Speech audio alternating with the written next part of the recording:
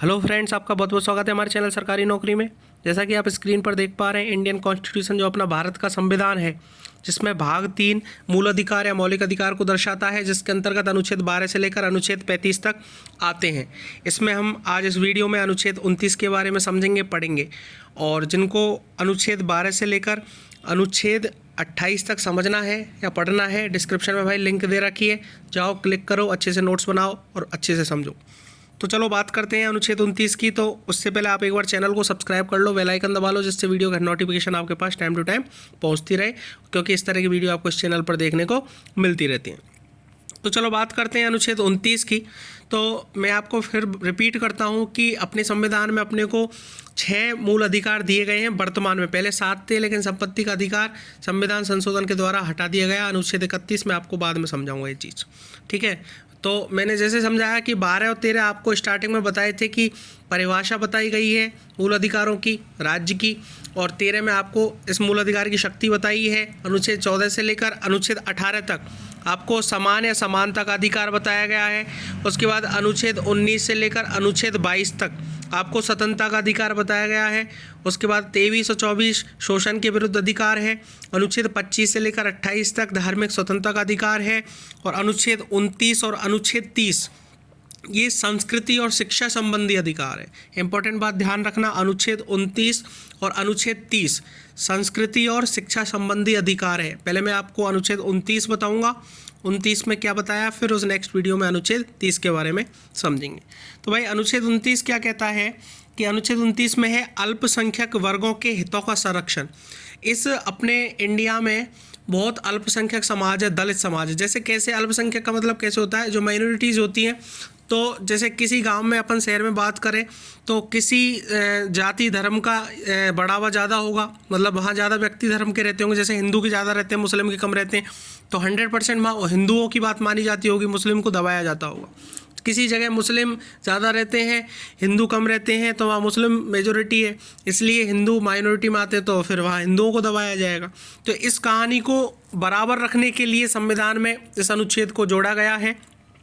अल्पसंख्यक वर्गों के हितों का संरक्षण, जो दलित समाज के भी लोग हैं उनके लिए भी ये कानून लागू होता है।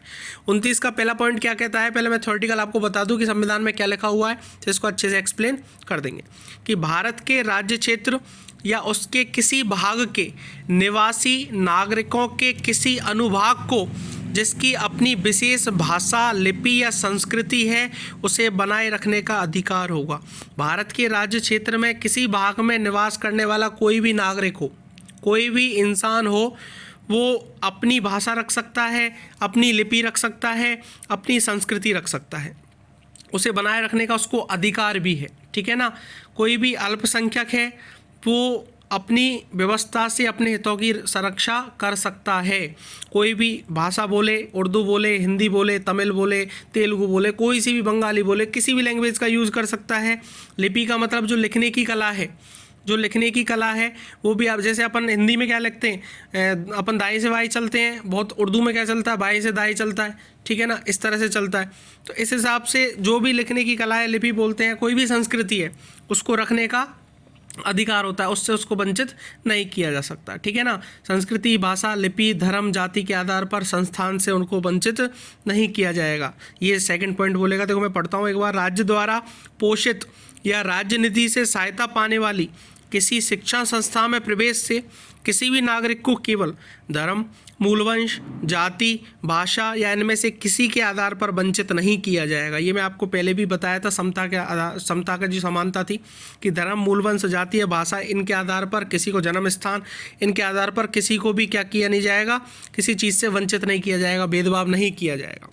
तो ये क्या कह रहा है कि राज्य के द्वारा जो भी सरकारी खर्च पर जो भी संस्थान चल रही हैं, राज्य निधि की सहायता से, राज्य का जो पैसा है उसकी सहायता से पाने वाली किसी भी शिक्षा संस्था हो, कोई भी शिक्षा संस्थान है, वहाँ से प्रवेश लेने के लिए किसी भी नागरिक को, चाहे वो किसी भी भाषा को मानता हो, किसी भी धर्म का हो, किसी भी लिपि को हो, किसी भी जाति का हो और किसी भी संस्कृति को मानता हो, इसके आधार पर उस संस्था से वंचित नहीं किया जाएगा। हाँ, और नियम लग सकते हैं पढ़ाई के ऊपर कि कौन इंटेलिजेंट है, कौन कम है, कौन ज़्यादा है, अलग सेक्शन बनाना, ये करना, ये सारी कहानी हो सकती है। लेकिन इस आधार पर यदि वंचित करोगे तो उसका ये अधिकार है, आप उसको वंचित नहीं कर सकते। कोई भी संस्था हो जो राज्य के पोषित या राजनिधि से चल रही है तो उसमें आप उसको वंचित नहीं कर सकते। जैसे भाषा हो, कोई भी भाषा बोल सकता है, लिपि है, कोई भी लिखने की कला हो, धर्म किसी भी धर्म का हो, हिंदू मुस्लिम सिख ईसाई किसी भी धर्म का हो, जाति किसी भी जाति का हो, इसके आधार पर आप उसको वंचित नहीं करोगे। ये अल्पसंख्यकों के वर्गों के हितों का संरक्षण इस अनुच्छेद में बताया गया है। Thank you.